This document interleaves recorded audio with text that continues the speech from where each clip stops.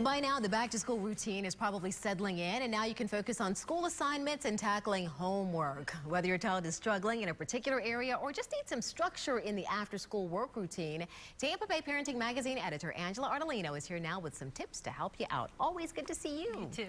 First of all, you say it is important to set a specific time and place for homework, and it may vary depending on each child. It does, and it's also important for us as parents to remember why homework exists. I know kids don't, right? Kids don't necessarily like it, and when they need a lot of our help, we don't necessarily like it. But the reason for homework is so that they can reiterate everything that they learned during the day. And I know you said your first grader has an hour of homework, which I can't believe. So it's a lot of work to keep them organized and keep them enthusiastic about getting their homework done.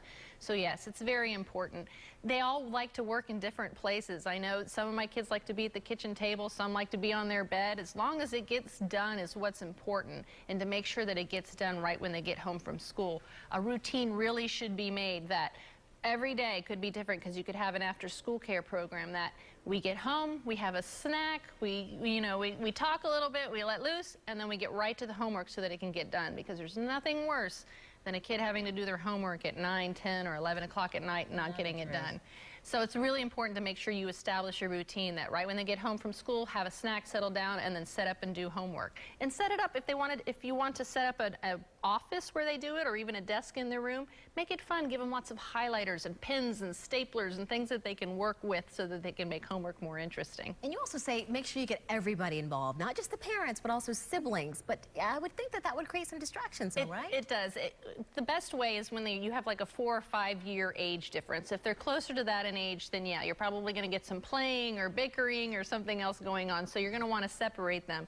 But then as the parent, you need to, like you said, separate mom and dad, each help one, or however it goes. But when they're a little older, about 4 or 5 years older, it is really awesome to see one sibling help a younger sibling with adding or subtracting. Not only is it awesome for them and you don't have to do it, but it makes the older child have a sense of confidence that they helped their siblings. So it's really awesome. Be sure to listen to make sure that they're giving the right advice and telling them what to do. But that's an awesome way to give your older child some self-esteem.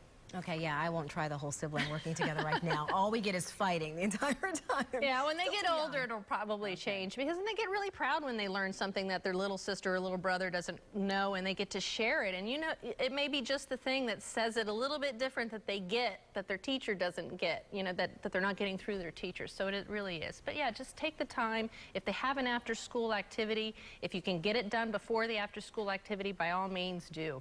Absolutely fantastic. Thanks for the great advice, Angela. Sure. And we'll talk about some more great advice next week. And if you missed any of the tips that she offered today, just go to our website, abcactionnews.com. You can also find help with a variety of parenting issues at tampabayparenting.com. And while you're there, sign up for a subscription to Tampa Bay Parenting Magazine.